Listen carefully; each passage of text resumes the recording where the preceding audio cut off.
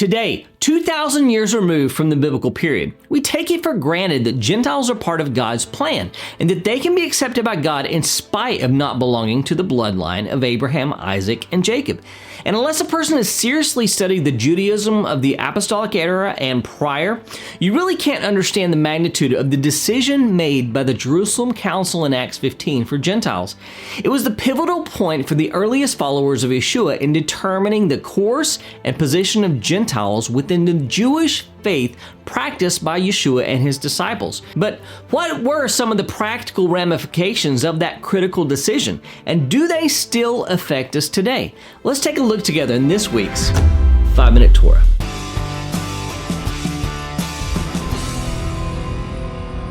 Welcome back, Shalomies. Welcome to another episode of the 5-Minute Torah. Before we get into the actual 5 minutes or so of the 5-Minute Torah, here's a brief overview of this week's Torah reading. This week we are studying the portion of Acharei, Leviticus 16:1 through 18:30, and here are the 3 things that you need to know about it. Number 1, Yom Kippur, Day of Atonement service. The Yom Kippur service described in our current Torah portion is a solemn ritual performed by the high priest to atone for the sins of not only himself and his household, but Israel as a whole. This service takes place in the Holy of Holies, the innermost chamber of the tabernacle or the temple, which the high priest enters only on this day. He first offers a bull as a sin offering for himself and his family to purify and sanctify them. Then 2 goats are presented. One is sacrificed to God, and the other, known as the scapegoat, is sent into the wilderness, quote, to Azazel. Before releasing the scapegoat, the high priest lays his hands on its head and confesses over it all the iniquities and transgressions of the children of Israel, symbolically transferring their sins to the goat.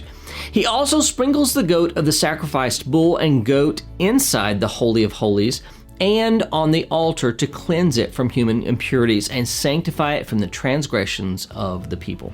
Number 2, sacrifice centralization, exclusive tabernacle worship. The Torah portion Acharei establishes the tabernacle and later the temple as the exclusive location for conducting animal sacrifices. The Torah explicitly instructs the children of Israel against slaughtering offerings in any other location, such as open fields, a practice that was common in pagan rituals. Instead, they were commanded to bring their offerings to the entrance of the tent of meeting, the dwelling place of the Lord. This directive served multiple purposes. It reinforced the sanctity of the tabernacle. It promoted a unified practice of worship. It distanced the Israelites from idolatrous practices. And it was the means by which the Levites and the Kohanim were supported. By centralizing sacrificial rites in the tabernacle, the Torah also ensured that these rituals were performed under the supervision of the Kohanim, maintaining the purity of this worship. And number 3, sexual purity, forbidden relationships detailed. Our Torah portion also includes a detailed list of forbidden sexual relationships, emphasizing the importance of maintaining sexual morality within the Israelite community. This section, sometimes referred to as the Holiness Code, specifies various degrees of kinship and other relationships where sexual unions are prohibited. These prohibitions extend to immediate family members, certain in-laws, and other close relations, highlighting the need to respect familial boundaries and ensure the sanctity of the family unit. These prohibitions distinguish Israel from the surrounding nations, reinforcing their identity as a holy people dedicated to ethical conduct. In spite of the awkward subject matter, this section is read during the afternoon service on Yom Kippur, reminding Israel of her commitment to purity in all areas of life, particularly those which can at times be the most difficult. If you're looking for a place to learn, connect, and grow, then Shalom Macon is the place. It doesn't matter where you are in the world, you can find a connection with Shalom Macon through our live services every Saturday and through our private social network we call Shalom at Home. Check us out on YouTube and on our website at shalommacon.org for more information. We look forward to connecting with you and seeing you this Shabbat. This week's Torah commentary is called The 4 Prohibitions and comes from my book, 5-Minute Torah, Volume 2. After detailing the instructions for the Yom Kippur service, the Torah portion of Acharei and the following portion, Kedoshim, hit on a series of seemingly unrelated topics concerning a number of different things. For the contemporary reader, particularly to those of us from among the nations, these strange regulations seem completely out of our realm.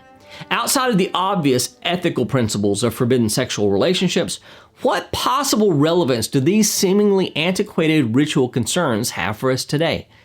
Well, in the days of the apostles, something happened that had never really happened before, especially on the scale that the apostles saw.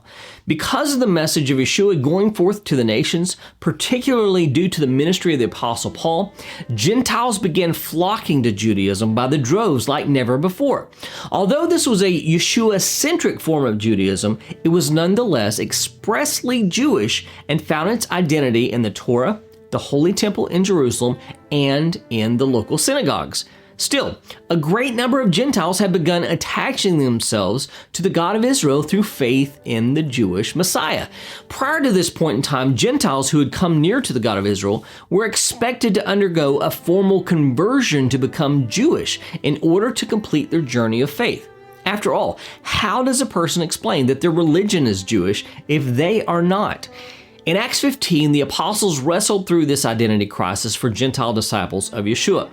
Did these Gentiles need to fully convert and become Jewish in order to become part of this Jewish religion or not? They definitely could not remain like they were because the pagan practices of their previous lives would surely lure them away from the new life they had found in Messiah. In order to find wisdom for the situation, the apostles looked to the Torah. When they got to our current Torah portion, they found a section of the Torah that clarified their understanding of these new disciples who were not Jewish. They found a series of passages that were directed toward both the native and the stranger who sojourns among you. They found within these passages a common thread to help the Gentile believers find their identity among the children of Israel, and also discovered a baseline of Torah instructions for their inclusions. After, quote, much debate, James, the brother of the Master and the head of the Council of Jerusalem, made a formal declaration to resolve this tension, giving the Gentile disciples of Yeshua a list of what appears to be 4 prohibitions.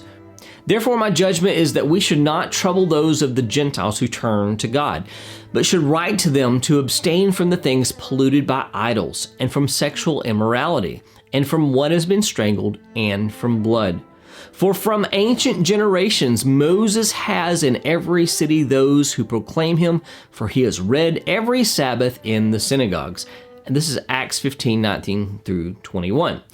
Each of the prohibitions placed on these Gentile disciples was based on language found in our current Torah portion, binding the one who chooses to cast his lot with Israel to some of the basic standards as their Israelite brothers. First, they were to abstain from things polluted by idols. This is alluded to in the prohibition against slaughtering sacrifices outside of the context of the tabernacle or temple.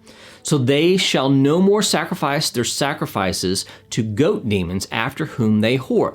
Any one of the house of Israel or of the strangers who sojourn among them, who offers a burnt offering or sacrifice and does not bring it to the entrance of the tent of meeting to offer it to the Lord, that man shall be cut off from his people. Leviticus 17:7 through 9. The next prohibition outlined in Acts 15 is to abstain, quote, from sexual immorality. Since sexual immorality is a vague term that can include a number of things, the apostles would have relied on the Torah's definition in Leviticus 18 to define the parameters of sexual propriety. The final 2 prohibitions are actually a single one, expressed in a way that would ensure the disciples understood its scope. It was to abstain, quote, from what had been strangled and from blood. Leviticus 17:10 through 16 details the prohibitions against the consumption of blood for both the native Israelite and the sojourner living among them. In Leviticus 17:10 we read, "If any one of the house of Israel or of the strangers who sojourn among them eats any blood, I will set my face against that person who eats blood and will cut him off from among his people." What about the prohibition against strangled animals? In this same context of abstaining from blood, the Torah declares, "And every person who eats what dies of itself or what has been torn by beasts, whether he is a native or a sojourner, shall wash his clothes and bathe himself in water and be unclean until the evening. Then he shall be clean. But if he does not wash them or bathe his flesh, he shall bear his iniquity. Leviticus 17:15 through 16. This passage concerning torn flesh is connected with the previous passages on abstaining from blood. One may not eat the meat of an animal that has not been properly slaughtered. In fact, the Mishnah uses the same terminology of strangling to refer to improperly slaughtered animals. See Chulin 1:2. Animals that have not been properly slaughtered and do not have the blood drained from them in the traditional method is considered meat that has been strangled and still contains the blood. These were the minimum standard by which Gentile followers of Yeshua began their entrance into the community of faith. Have we all but forgotten these foundational principles of our Yeshua-centric faith? The apostles thought it important enough to make a formal declaration. Maybe we should consider it important enough to reevaluate our modern lifestyle and how it affects the witness of our faith in the Jewish Messiah. Did you find this episode to be challenging? Does it change anything for you? I would love to hear your thoughts in the comments below. Please drop me a note. And if you're wondering where to go from here, I would like to invite you to join me for a 7-week study in a text called Pirkei Avot. It's traditional to study this text in the weeks between Passover and Shavuot. If you'd like to see how studying Pirkei Avot helps us understand the teachings of Yeshua, then you'll want to check out this 7-part series that I did last year called Pirkei Avot and the Teachings of Yeshua. It will not only give you an introduction to Pirkei Avot, but give you a fresh perspective on Yeshua's teachings. You can check it out using the link above or at the end of this video. I'll see you next week for another Messianic insight into the eternal Torah of God. Blessings from Shalom Macon, the place where disciples of Yeshua learn, connect, and grow. Please visit our website, shalommacon.org, to learn more about us, join our live services, access other teachings, sign up for our newsletter, join our private network that will connect you with our greater community from around the world, or contribute to the work of Shalom Macon. Thank you for watching, and we look forward to connecting with you.